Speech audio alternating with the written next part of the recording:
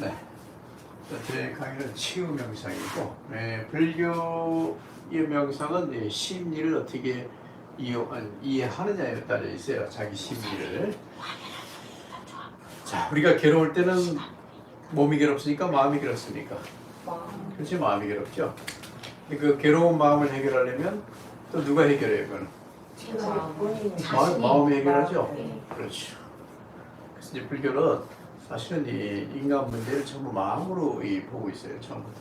그래서 그 온 세상이 모두 마음이다 라고 해서 불교는 하나의 그 연구 파트가 생겼어요.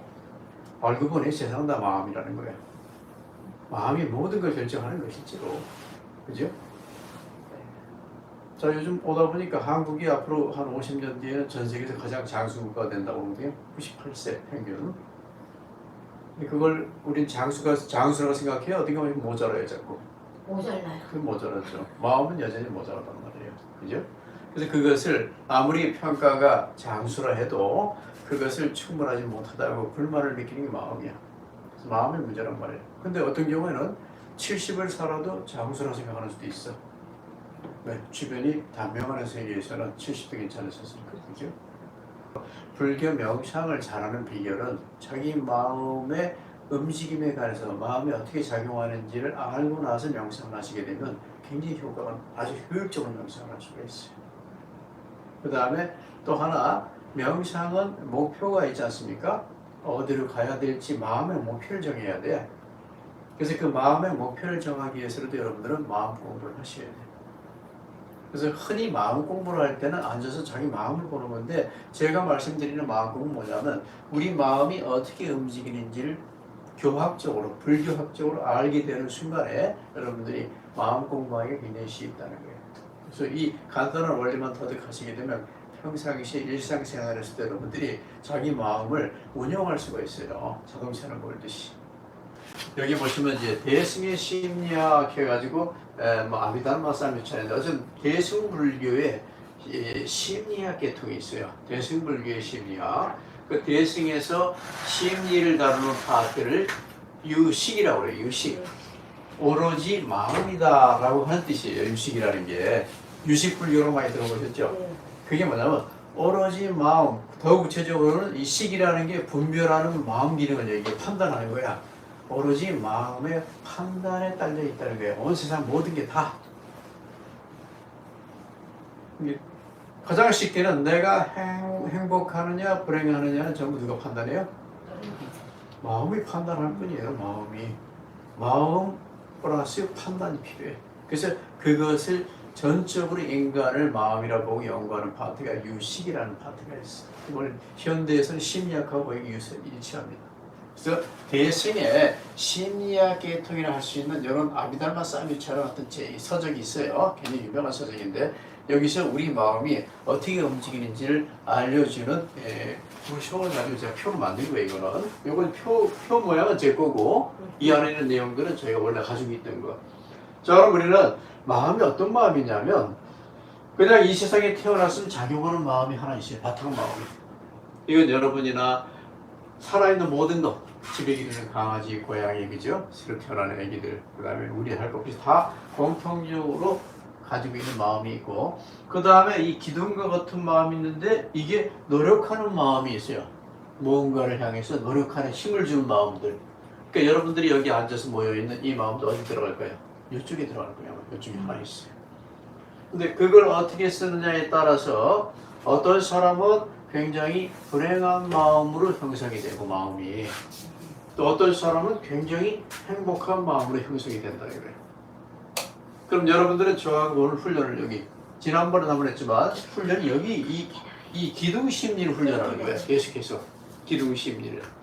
그럼 이 기둥 심리를 훈련한 결과가 어떤 사람은 굉장히 포악한 마음으로 강해져 있고 마음도 강한 마음이 있어요. 굉장히 포악하게 강한 사람이 있잖아요. 주변에 보면 굉장히 악한데 센 사람이 있어. 이쪽에서 센 형태로 나타나는 거예요. 그 다음에 대단히 착한데 센 사람이 있단 말이에요. 착하고 센 사람들. 여러 계통. 이 양쪽으로 극단적으로 나눠지게 돼 있더라. 그래서 바로 이 중앙 심리를 우리는 훈련하는 지금 모임을 가지고 있는 거예요. 그럼 이 중앙 심리, 특히 여기요, 이 훈련하는 요 모양에는 몇 가지 심리가 있다고요? 그렇죠. 5개의 심리군이 있어서 우리 이 심리군들을 골고루 강화시키는 거예요. 그 다음에 이게 왼쪽으로 가지 않도록 제가 어드바이스를 하는 거예요. 근데 여기서 길잡이가 필요해. 오른쪽으로 가려면. 근데 여러분이 이제 길잡이를 안 만나고 강하게 노력을 하잖아요. 이 5가지로. 그러면 어떤 위험성이 있을까요?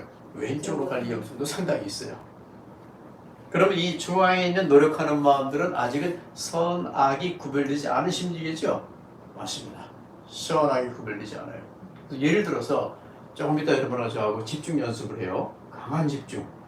그럼 강한 집중이 일어나면 무조건 좋은 일만 있을까요?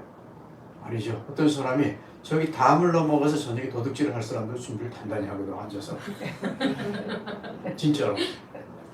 그 다음에 내일 시험이 있는데 컨닝을 하는 학생이 있잖아.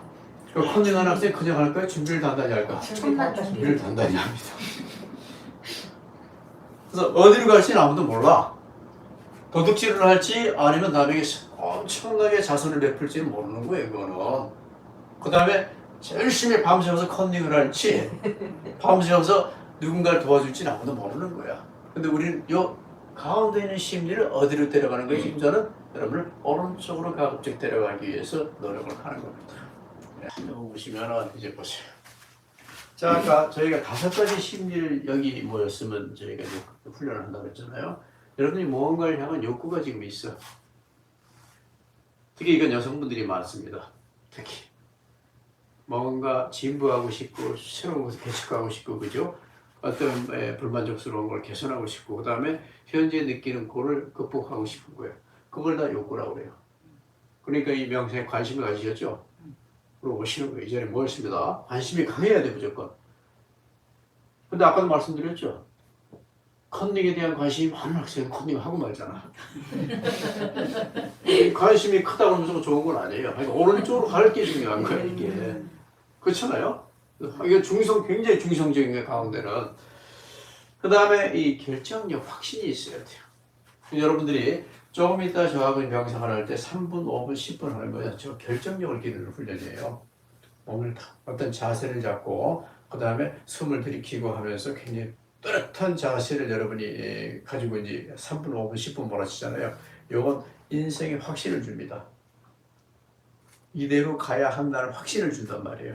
확신. 그 다음에 이 알아챔이라는 게 중요한데, 뭐가 일어나는지를 알아야 돼, 일단. 지금 무슨 일이 일어나는지를 알아야 돼.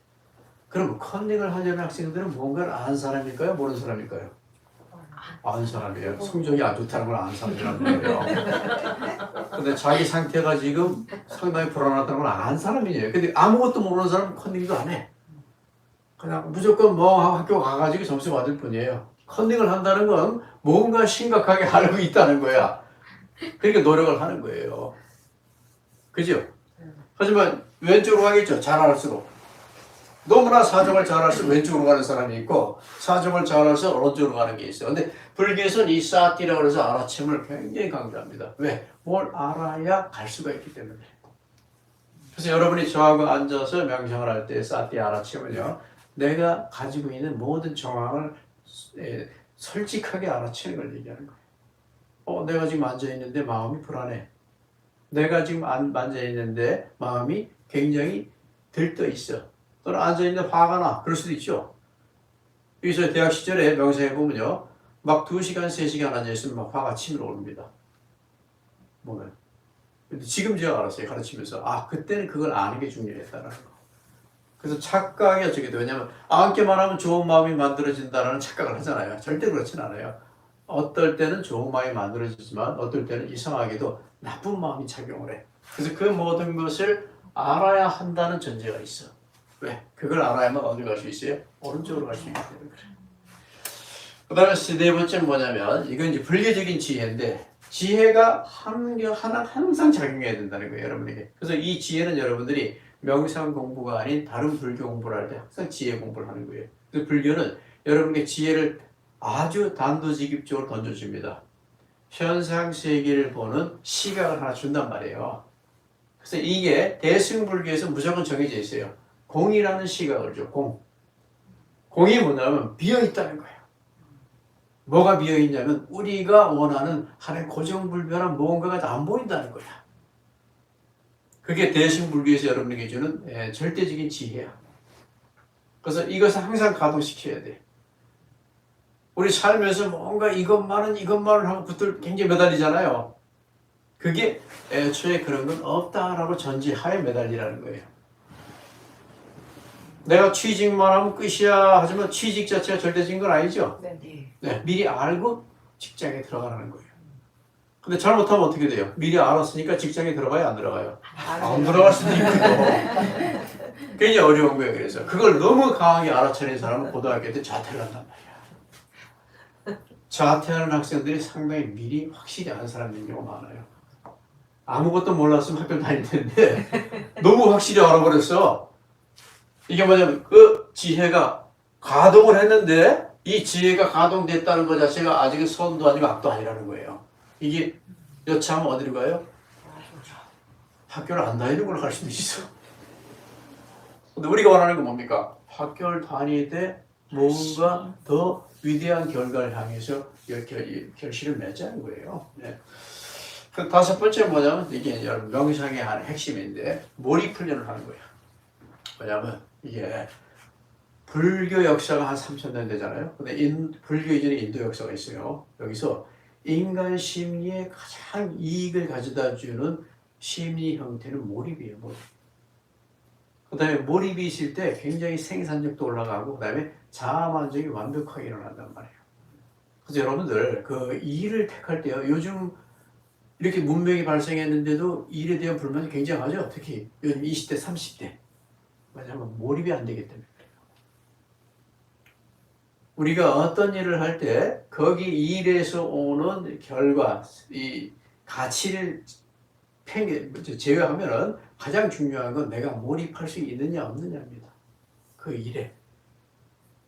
그래서 그게 왜 이렇게 중요하냐면 이 몰입이 일어날 때 엄청난 일이 일어나기 때문에 그래요.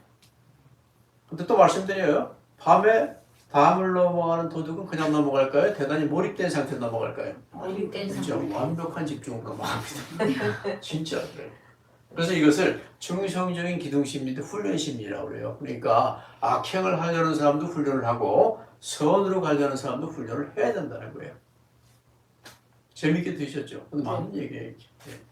그래서 이 표를 잘 보세요. 그러면 이제 저희가 이 5가지를 훈련하는 게 목적인데 오른쪽으로 이끌어가는 건데 일단 제가 설명을 드림으로 인해서 욕구가 강해졌죠. 네. 그 다음에 여러분들이 가령 이제 법륜 스님에 강해진다든지 뭔가 욕구가 일어나잖아요. 욕구를 강화시키는 훈련이에요. 그거는. 뭔가 욕구가 강해져요. 예. 그 다음에 어떤 훈련을 한 사람에 대한 하나의 이벤트를 보거나 다 욕구가 강화되거든요. 그 다음에 여러분들은 제 얘기를 통해서 점점 확신을 가지게 돼 있어요. 명상 훈련을 해야 되는구나. 그 다음에 이 오른쪽 세계로 가야 하는구나. 그죠?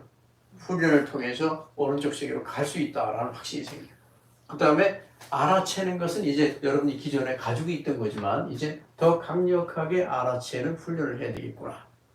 그래서 누군가 알아채는 훈련을 알려드리면 여러분은 그걸 굉장히 섬세하게 받아들여야 돼요. 제가 그래서 강의 도중에 여러분에게 손을 털라고 그러거든요. 이 손을 터는 게 뭐냐면 사소한 동작에서 오는 여러 가지 변화, 이 무브먼트라고 하는 움직임을 알아채는 훈련을 하는 거예요, 이게.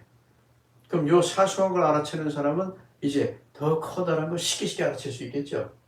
굉장히 중요한 거예요. 그래서 내가 고민하고 있을 때 고민을 알아채야 돼. 잘못하면 어떻게 돼요? 고민하고 있는 나와 동조해서 고민을 더 가중시키잖아요, 우리는. 근데 내가 고민하고 있을 때 나는 객관화돼서 보고 있는 사람이 될 필요가 있거든. 고민하는 자아를. 그래서 이게 알아채는 기능이라고 그래요, 그거를. 내가 울고 있는데 그걸 보고 있는 누군가가 필요해. 그걸 알아챈다고 해요. 자아를 보고 있는 거야, 누군가. 근데 그걸 누가 봐요? 내가 보는 거예요, 사실은. 그래서 들여다보는 훈련이에요, 이게. 싹 알아채기. 지혜는 아까도 말씀드렸지만 이 여러분이 불교 공부를 하는 이상 하나 그냥 무조건 가지고 계셔야 돼요. 나에게 지혜는 공이다. 비어있다라는 실체가 없는 거예요. 노력은 하지만 우리는 무언가를 고정적으로 가지고 갈 수가 없다는 거예요. 절대적으로. 5가지. 몰입은 엄청난 힘과 이득을 준다. 라고 일단 믿고 그걸 훈련을 하셔야 돼요. 네.